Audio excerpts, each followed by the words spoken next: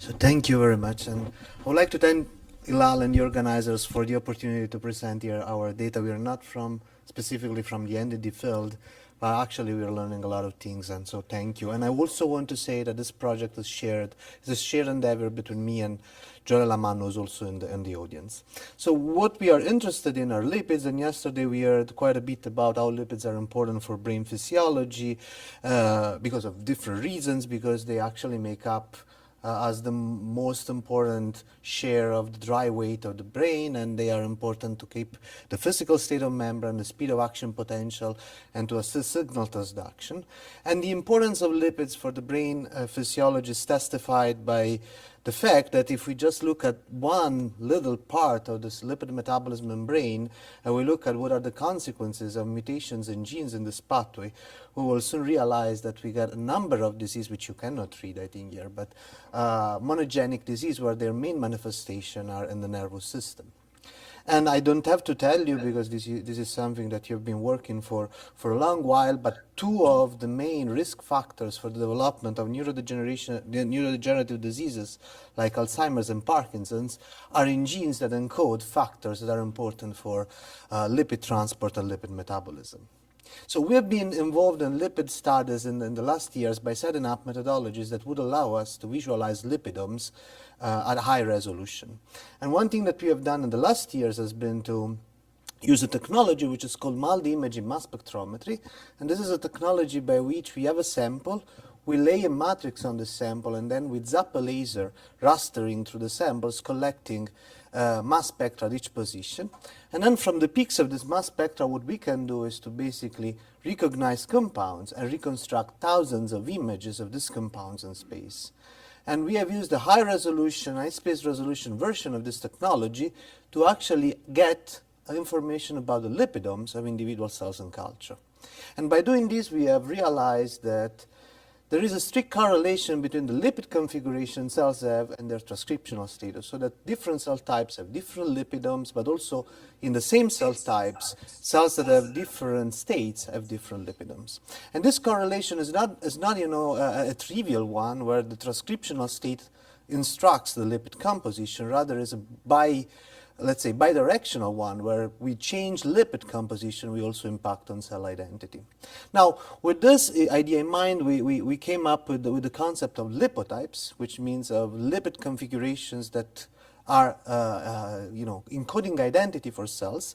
And we wanted to test a system where you have a huge number of different cell types where you also have them structured in an anatomical fashion. And the most meaningful place to look in was actually the brain, because here is where we have most cell types and they have a very structured anatomy. So what we set up to do was to create an atlas of the lipids in a mouse brain. And to do this, what we did, we took brains from mice at 8 weeks of age, we sectioned them, and we took images, multi-images of these sections from the rostrum to the caudal part of the brain. We had to set up methodologies to treat these images so that we can now automatically take out information about all the compounds that are present in each of the sections. We can recognize the same compound across all the sections. This is not trivial. And in the end, we can concatenate this data and regularize them so that we can get rid of batch effects or technical variations. And with these, what we get are galleries like this one. This is coming from one of the brains that we are scanning. It's one lipid. And we get this distribution of this lipid across the entire brain axis. But the interesting thing is that we don't get one. We get 4,000 such galleries from one experiment. So these 4,000 galleries are from different compounds, 3,000 on which are actually in the tissue region. 90% are not noise. And among this, we at the moment are able to recognize some hundreds of lipids which we know the structure of. So with this information for each pixel in each of these images, we have 250 lipid values that we can use, for instance, to cluster the pixels in these images in a space where pixels are close by when they have a similar lipid composition. And now if we retransfer this into the image, this is what we get, which I think is amazing. I mean, for us it was really amazing because you can recapitulate brain anatomy just blindly associating to a pixel a lipid composition. So if you compare what we got with our clustering with what is a reference atlas, you know, it's amazingly good the way we can recapitulate anatomy. And the more we zoom in, what do the colors represent? different clusters, so different lipid composition. So whatever you see in green, dark green is slightly different than light green and so on. And if you zoom more and you do this, you know, iteratively, you get to images like this one where really we are close to the anatomy that we have learned in centuries of the brain. Actually, sometimes we find regions that are not necessarily described as anatomically different. So probably we have more to learn about the anatomy just by looking at lipid composition. The next thing we did now is we can actually take our images and align them with the reference atlas, with the Allen brain reference atlas, which we could use obviously to reconstruct 3D images of our lipids. So we can now derive a 3D distribution of all these 200 lipids that we know of in the brain. But more importantly, we can align the lipid information in each pixel with the transcriptional information that is already known for each location in the Allen brain atlas. And we can start getting, you know, analysis where we can compare or relate gene transcription patterns in the space of the brain with lipid distribution. And I just wanted to show you this because I think this rings some bells as for key words. We found that, for instance, ApoE expression anti-correlates with exosylceramides and ceramides, which is the metabolic couple where GBA actually is acting in a reaction. Probably doesn't mean much, but you know, it's worth going in. And the other thing here is that by doing this, we can actually infer what kind of cell types. By knowing the transcriptional profile of that spot, we can infer what kind of cell types we have in that spot and relate the lipid composition with the cell type composition. Okay, this is nice. Now we have these data sets where we have transcriptional clusters that are based on single-cell RNA-seq data, no, not single-cell, but RNA-seq data. We have our lipid data that we can actually now look in 3D with our lipid UMAPs. And this is what we are now investigating. But what is actually interesting at this point is to try to see how this picture changes when you have neuropathology. And you know, luckily enough, we have in our school Hilal. So we went to Hilal and we asked Hilal, what is the thing that we should look in? And Hilal was proposing us to look into this model. This is a GBA mutation, mice that have this GBA mutation in homozygosis, and these mice develop in 12 months some hippocampal pathology. They have neuroinflammation. By the way, though the activity of the enzyme is basically shut down from the beginning, they accumulate glucosylceramide very little. It's not significant, the accumulation of glucosylceramide that people measure until 12 months. But you know, we look at brains from this mouse at the age of 2 months, so before this even started to be measured, and we asked whether we could see a difference. Okay, can we see a difference with our resolution now? And what we did to do this, we used our atlas as a training set for a neural network. And as test set, we have our GBA brains or control brains. And what we asked to do to the system is to infer or predict the lipid level of each lipid in each pixel, knowing all the other lipid levels in that pixel, or actually in the image.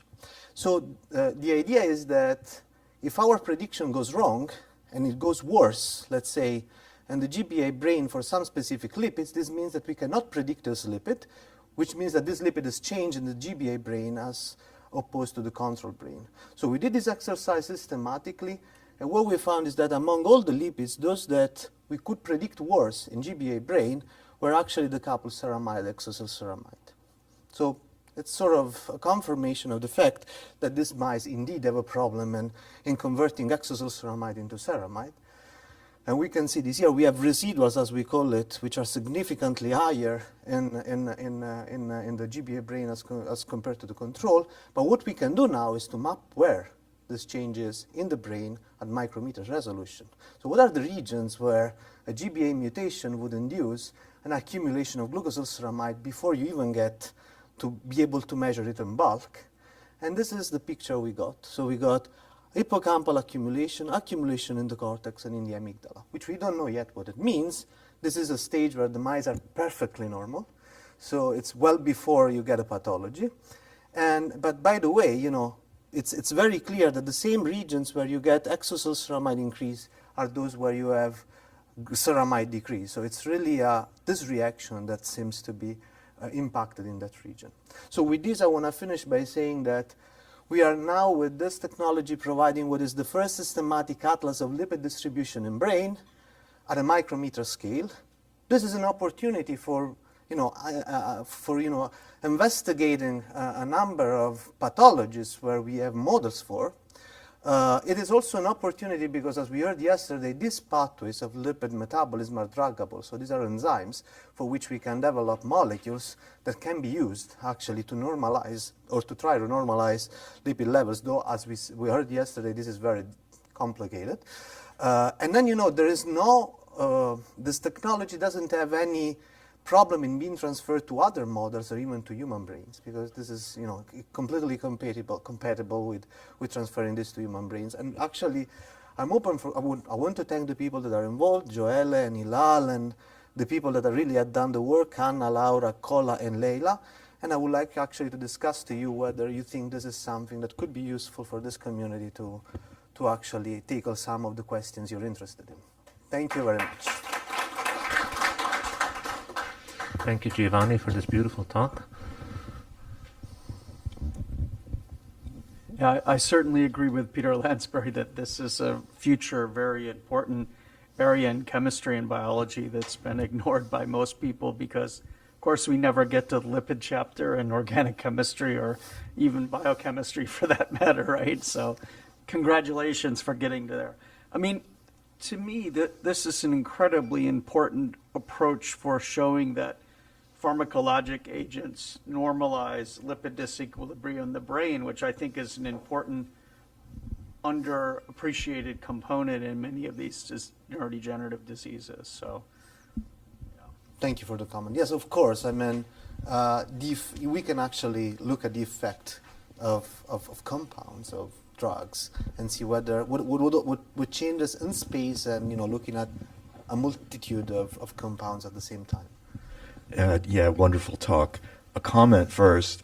It would be wonderful to pair spatial proteomics with spatial lipidomics to know how lipid composition correlates with membrane protein localization. So that's the comment. The question is, you showed in the beginning this conceptual slide of information transfer from the transcriptome and the lipidome in the reverse.